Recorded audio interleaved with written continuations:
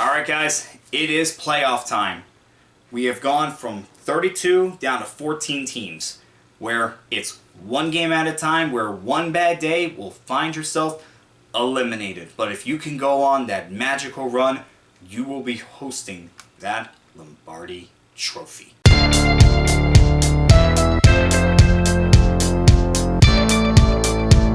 What's going on, guys? Dick Support here, back to another video. Today we are talking about my playoff predictions that I know is not gonna age well, but I'm gonna do this anyway. I mean, come on. We can never predict what happens in the playoffs. I mean, we learned that last year when the Packers, a 7th seed, took down the Cowboys, a 2nd seed.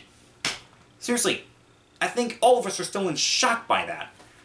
But that's in the past. Now we're living in the present, and we have 6 games to break down for wildcard weekend. But not only that, I'm going to give you who I think is going to win the Super Bowl this year. Am I going to go with what we all think, or am I going to go crazy with this selection? You're going to find out later. Alright, with these playoff games, I'm going to start with 2 versus 7 in both conferences. Then I'm going to go from 3 versus 6, and then 4 versus 5. So in the AFC, we have the Bills taking on the Broncos. Now for the Bills, I mean, they've just been one of the most consistent teams in the NFL this year. Josh Allen has played like an MVP for pretty much the entire season. Whether he wins it or not, that will be answered later. But without him, the Bills do not get the 2nd seed. It's about as simple as that. That doesn't mean he's doing this alone. The trade for Amari Cooper was a terrific trade by the Bills. They got Amari Cooper. He returned back to his 5-time Pro Bowl form. And then you have James Cook along with him, where James Cook was tied for 1st in the NFL in rushing touchdowns. Man, James Cook is a really underrated running back, if you ask me. And then defensively, that's where I'm going to question them a little bit, because they did have some struggles towards the end of the season. However, against the Jets, they were fine. I mean, really fine. They dominated that Jets offense. But anyway, you're facing off against the Broncos team, and the Broncos, they were starting a rookie quarterback in Bo Nix, who I think everybody had as the worst quarterback from the 2024 class, and he was anything but. Now, the Broncos did have their struggles to start the season, but Nix and that offense really got going, and there was no stopping the Broncos. When they got going, and they earned this 7th seed. They really did. Oh my goodness. I feel like this is a game where if Buffalo doesn't come at their best, the Broncos can shock them. So the Bills need to be careful. And I think both of these teams are going to be playing at their best, where the Bills are going to win. They're going to move on. Alright, let's talk about the NFC. It's going to be Philadelphia taking on Green Bay. Wait a minute. Green Bay's back as the 7th seed? Are we going to see a repeat of last year? Maybe. Green Bay, it's kind of funny because they lost 5 games in their division, and then they lost to the Eagles in week 1, where they could have easily won that game. And hey, the Packers have been very good. It just was unfortunate that they shared a division with the Vikings and the Lions, and then somehow lost to the Bears the final week of the season. I don't know how that happened. Anyway, look, the Packers are a very good team, but they're coming into this game with Jordan Love banged up, Christian Watson tearing multiple ligaments in his knee. We don't know if he's going to be ready to go in 2025, and Josh Jacobs is also banged up. So they're coming into this game hurt. But so are the Eagles, because Jalen Hurts is still in concussion protocol. We still don't know if he's going to be able to play. But for the Eagles, they still have Saquon Barkley. Saquon Barkley is coming into this game having not played in Week 18, where he probably should have gotten a shot to get the single-season rushing record, but, you know, that's all in the past. Got to focus on the right now. And Saquon Barkley has just been amazing all year long. I mean, when he gets going, he is tough to stop. There's a reason why he rushed for 2,000 yards this year. And the Eagles' defense, oh man, that defensive line is one of the best I think I've ever seen. They are just very good. And that secondary is very good as well. I mean, just all the Eagles' defense is very good. So, well, I think the Packers can mess with the Eagles a little bit in this game. I just have the Eagles moving on. I just don't see the Packers shocking the number 2 seed 2 years in a row. All right, let's move on to 3 versus 6. Now, Baltimore's taking on Pittsburgh. This is going to be the 5th time we have seen the Ravens and the Steelers battle it out in the playoffs. But it's the first time we see it in Baltimore. Pittsburgh took the first 3 games, and then Baltimore took one against the Steelers the last time they faced each other in the playoffs in 2014. 10 years later, and they're back facing off against each other again. Now this is going to be interesting because Baltimore, they exercised some demons the last time these two teams played by beating the Steelers when they had not beaten them 9 out of the last 10 times. And the Steelers, they were in the driver's seat for the division for most of the year, where they needed a win against the Ravens to clinch the division. But they didn't do that, and not only did they not do that, they lost their remaining 4 games. They are coming into this game on a 4-game losing streak. And George Pickens is coming into this game having his worst game of the year. He had 1 catch for 0 yards and dropped 3 or 4 passes against the Bengals. He's got to improve. Russell Wilson has to play like the Russell Wilson we saw when he first started playing for the Steelers. Steelers just have to play better. All right, it's about as simple as that. Meanwhile, for the Ravens, talk about a defensive turnaround. I mean, they were the worst defense in the NFL to start the season. And then they made some defensive adjustments, moved some players around, and they ended the season as one of the better defenses in the NFL. Not one of the better, one of the best defenses in the NFL. What they did to the Texans on Christmas Day, man, they shut them down and showed just how improved they were. Now for the Ravens, they may have exercised the demons. However, I still am worried about this, all right? I still have to wonder about the past times that they have played them, and knowing that if they struggle, the Steelers could easily get this game. That's why I'm going to go with Pittsburgh over Baltimore for this one. I got to see it again. In the NFC, it's going to be the Bucs taking on the Commanders. Now, the Commanders, they were coming into the season with low expectations, and they pretty much shattered all of them. Jane Daniels had one of the best seasons by a rookie that we have seen. He is a lock for Offensive Rookie of the Year. Without him, they're not in this position. But there's also one other person you have to give a lot of credit to, and that's Dan Quinn. Dan Quinn got the most out of this team. That's why they are the 6th seed, and that's why they are in the playoffs. But the Commanders, man, they just put in the work, and they got it done.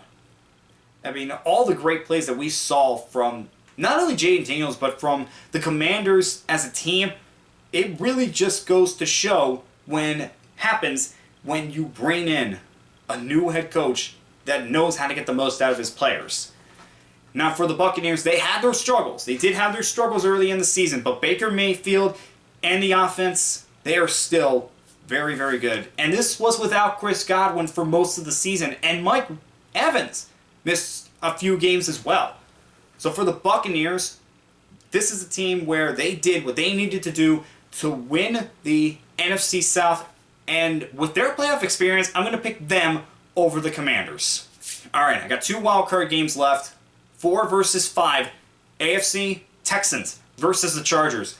For the Texans, they started off well, and then they faltered towards the end. They're lucky that their division was as bad as it was, or else they probably would not have won it. They kind of won it by default.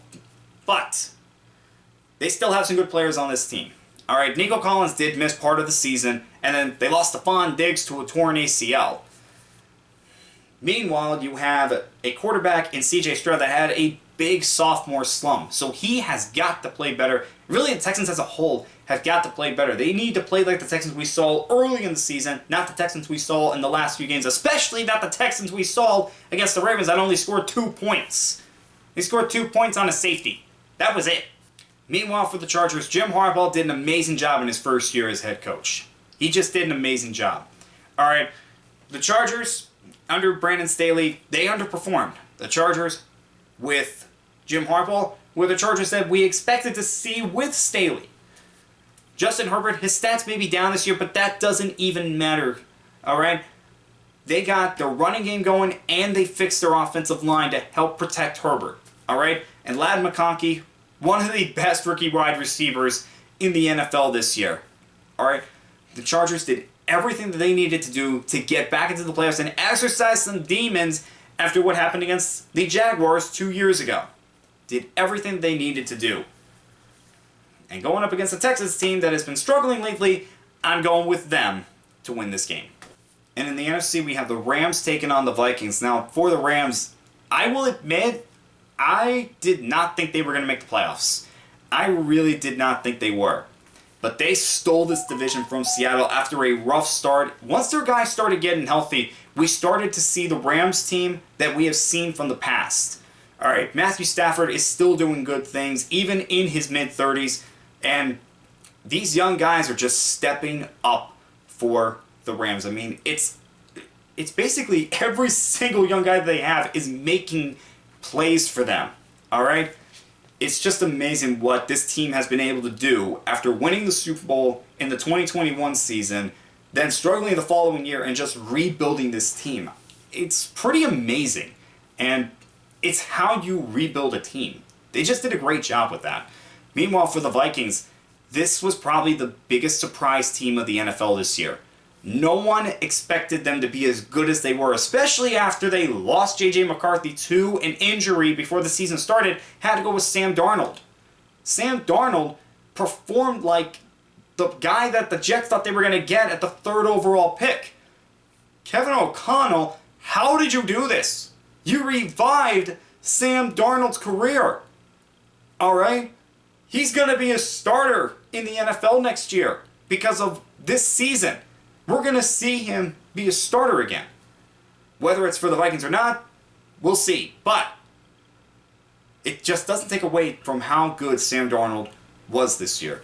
Now, the last game against the Lions, that is cause for concern. However, if Darnold can play like what we have seen from Darnold throughout most of the season, the Vikings should be fine, especially with the pieces around him. And I'm not just talking about Justin Jefferson.